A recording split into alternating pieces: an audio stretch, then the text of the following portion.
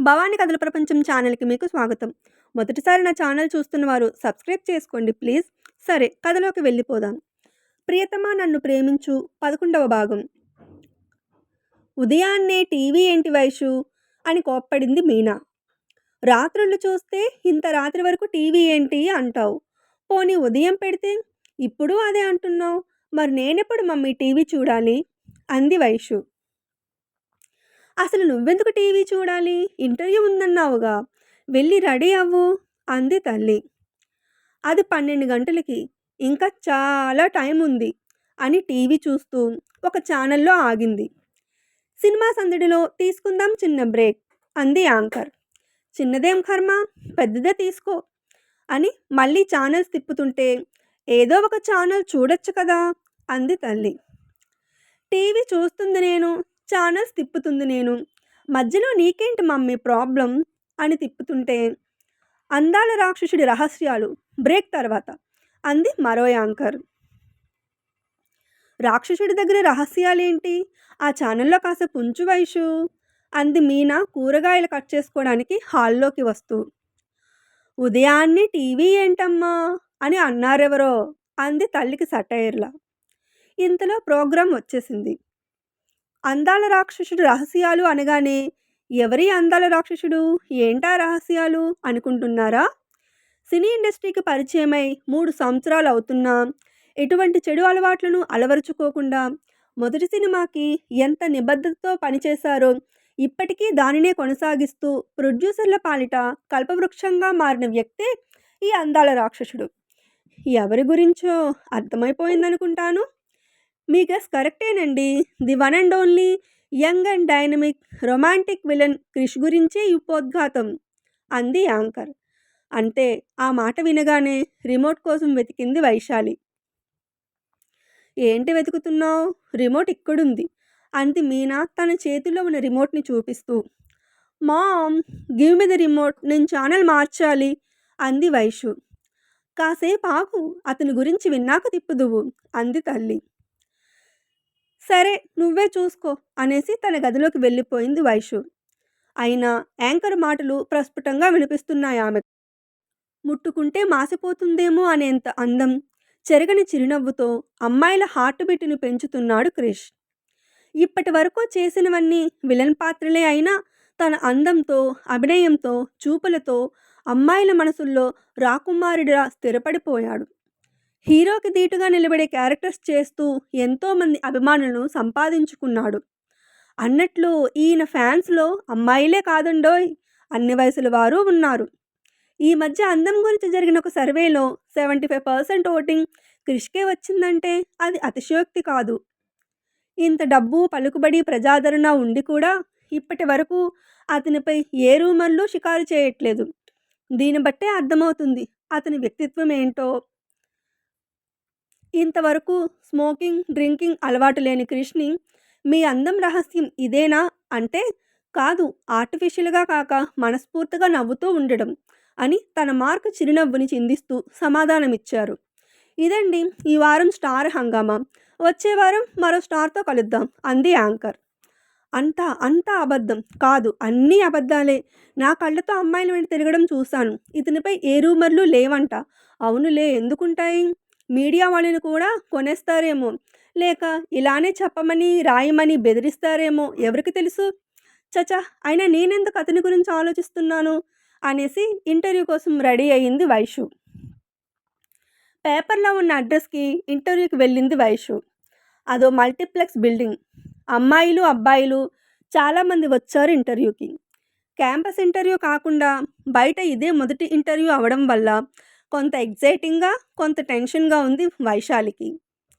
తన టర్న్ రాగానే లోపలికి వెళ్ళి విష్ చేసి తన ఫైల్ని ఇచ్చింది. ఆ గదిలో ఉన్న 3 వ్యక్తులు ఆమె ఇచ్చిన ఫైల్ని బాగా స్టడీ చేసి తన నాలెడ్జ్కి, వర్క్కు సంబంధించి కొన్ని ప్రశ్నలు అడిగారు.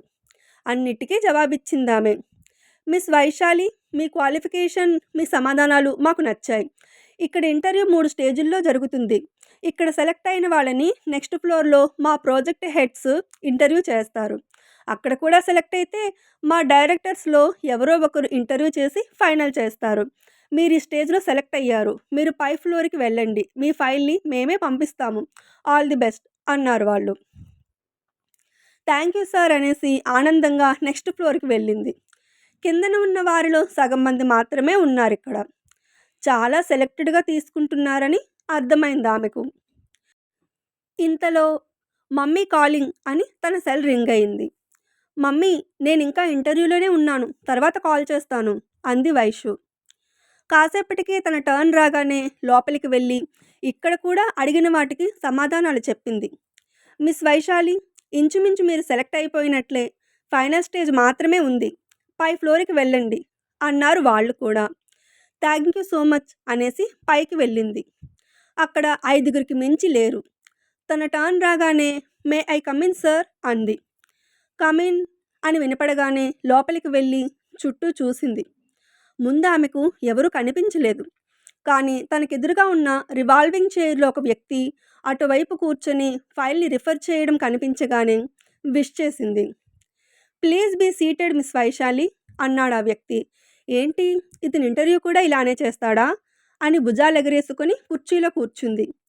సో వైజాగ్లో నేను అడిగిన ప్రశ్నకు హైదరాబాద్లో సమాధానం చెబుదామని ఇంత దూరం వచ్చావా వైశాలి అని అంటూ ఇటువైపుకి తిరిగి చేతిలో ఉన్న ఆమె ఫైల్ని టేబుల్ పైకి విసిరాడు అంగద్. అతన్ని చూడగానే షాక్ అయిపోయిందామె. నేనిక్కడ ఉంటానని ఎక్స్పెక్ట్ చేయలేదు కదా అని అడిగాడు వ్యంగ్యంగా. వెంటనే తన ఫైల్ని తీసుకొని వెనుతిరగబోయింది. వెయిట్ మిస్, ఇంటర్వ్యూ ఇంకా పూర్తి కాలేదు. నా డెసిషన్ ఇంకా చెప్పనే లేదు అన్నాడు యాటిట్యూడ్ వాయిస్తో. చెప్పాల్సిన అవసరం లేదు. నాకు ఈ జాబ్ వచ్చినా నీలాంటి రోగ్ దగ్గర ఉద్యోగం చేయాల్సిన అవసరం లేదు. ఈ కంపెనీ నీదని తెలిస్తే ఇంటర్వ్యూకి వచ్చేదాన్నే కాదు అనేసి అక్కడి నుండి కదలబోయింది. మరీ ఎంత తొందర అయితే ఎలా miss, wait for some more time అంటూ కుర్చీలో నుండి లేచి ఆమె వైపు వస్తూ, నాకు లెక్కకు మించిన కంపెనీలో పార్ట్నర్షిప్ ఉంది. నేను భగవంతుడిని, ఎక్కడైనా ఉంటాను, ఏమైనా చేస్తాను. అయినా నీకు ఉద్యోగం చేయాల్సిన కర్మేంటి? నువ్వు అంటే ఈ కంపెనీనే రాసిస్తాను అన్నాడు. ఆ మాటకు వాడి వైపు కోపంగా చూసింది. ఓహో, 3-4 నెలలకి డేటింగ్కి పిలిచానని కోపం వచ్చిందా? సరే, నిన్ను పెళ్లి చేసుకుంటాను, పర్మనెంట్గా నాతోనే ఉండు అన్నాడు. వాడి మాటలకు చూపులకు ఛీ అని అసహ్యంగా చూసి ముఖం తిప్పేసుకుంది. ఏంటి, పార్ట్ టైం ఫుల్ టైం ఏది వద్దా? సరే, అడిగినంత ఇస్తాను, కనీసం ఒక్కసారికైనా అని అనబోతుండగా వాడి చెంపను పగులగొట్టి, ఈ దెబ్బ ఆ రోజే కొట్టుంటే నువ్విప్పుడు ఇన్ని మాటలు అనుండేవాడివి కాదు. ఏమనుకుంటున్నావు అమ్మాయిల గురించి? డబ్బుని ఎరగావేస్తే ఎవరైనా నీ ఒడిలో వాలిపోతారనుకుంటున్నావా? నా జోలికి వస్తే ప్రాణం తీస్తాను అనేసి వెళ్ళిపోవడానికి ఒక అడుగు ముందుకేసింది. ఎక్కడికే వెళ్ళిపోతున్నావు అని ఆమె చేయి పట్టుకున్నాడు. ఇప్పుడు మరో చెంపన పగలగొట్టింది. ఎంత పొగరే నీకు, నన్నే కొడతావా అని ఆమెను గోడకు ఆనించి ఆమె 2 దవడలను ఒక చేత్తో పట్టుకొని ముందుకు లాగి, ఈ పొగరు నచ్చే నేను నీ వెంట పడింది. ఈ పొగరుని చూస్తుంటేనే నాలో కసి, కోరిక మరింతగా పెరిగిపోతున్నాయి అని ఆమె విచ్చుకున్న పెదవులకు దగ్గరగా వచ్చి, ఆ రోజు గాగ్రాలో, ఈరోజు జీన్స్లో చాలా అందంగా ఉన్నావు. కానీ నాకు నిన్ను ఎప్పుడెప్పుడు వితౌట్ డ్రెస్లో చూస్తానా అని ఆత్రంగా ఆశగా ఉంది అని ఆమె నడుంపై చేయి వేసి టీషర్ట్ని తప్పించబోయాడు. బలాన్నంతటినీ కూడదీసుకొని వాడిని నెట్టేసి తలుపు వైపు పరుగు పెట్టింది. వాడు మాత్రం ఒక క్షణంలో అలర్ట్ అయిపోయి తలుపుకి అడ్డంగా వచ్చేసి, నా నుండి తప్పించుకుందామనే అనుకుంటున్నావా అని ఆమె చెంపపై ఒకటిచ్చాడు. దెబ్బకు పెదవి చిట్లి రక్తం వచ్చిందామెకు. ఆమెకు దగ్గరగా వస్తూ, ఇంతవరకు నా కన్నుపడ్డ ఏ ఆడపిల్లని వదల్లేదు. నిండెలా వదిలేస్తాననుకున్నావు? కాకపోతే ఎవరి విషయంలోనే ఇంత శ్రమ పడలేదు. నిన్ను ఎప్పటికైనా పొందే తీరుతాను అని అనుకున్నాను. కానీ నా కోరిక ఇంత తొందరగా తీరుతుందనుకోలేదు అంటూ ఆమెను పట్టుకోవడానికి వస్తుంటే, అతనికి దొరకకుండా ఆ గదిలోని అటూ ఇటూ పరుగు పెడుతూ, అడ్డుగా అన్ని వస్తువులను వాడిపైకి విసిరేస్తూ తప్పించుకోవడానికి విశ్వ ప్రయత్నం చేస్తుంది. ఇక ఓపిక పట్టడం నా వల్ల కాదు అని విసురుగా ఆమె వైపు వచ్చి అరక్షణంలో ఆమెను పట్టుకుంటాడనగా చేతికి దొరికిన వస్తువుతో అతని నుదుటిపై బలంగా కొట్టింది. అమ్మా అని అరుస్తూ రక్తం కారుతున్న నుదురుని పట్టుకోగానే అతన్ని నెట్టేసి రెండో క్షణంలో తలుపు తీసుకొని బయటకు పరుగుపెట్టింది. వెంటనే బజర్ నొక్కి పక్క గదిలో ఉన్న తన మనుషులను పిలిచి, ఆ అమ్మాయి నాకు కావాలి, ఎలాగైనా పట్టుకోండి అని పంపించాడు. తనని పట్టుకోవడానికి వెనుక మనుషులు వస్తున్నారని గమనించి తప్పించుకోవడానికి పరిగెడుతూ లిఫ్ట్ వైపు వెళ్తుండేసరికి అది క్లోజ్ అయిపోతుంది. ప్లీజ్ డోర్ క్లోజ్ చేయొద్దు, నన్ను కాపాడండి అంటూ లిఫ్ట్‌ని చేరుకుంది. కానీ it's too late. Lift close అయిపోయింది. వెంటనే లిఫ్ట్‌ను ఆనుకొని ఉన్న మెట్లపై నుండి గబగబా పరిగెడుతూ కింద ఫ్లోర్‌కి వచ్చేసరికి మరో లిఫ్ట్ అప్పుడే క్లోజ్ అయిపోతుండడం కనిపించింది. వెంటనే పరుగున ఆ లిఫ్ట్‌లోకి వెళ్ళిపోయింది.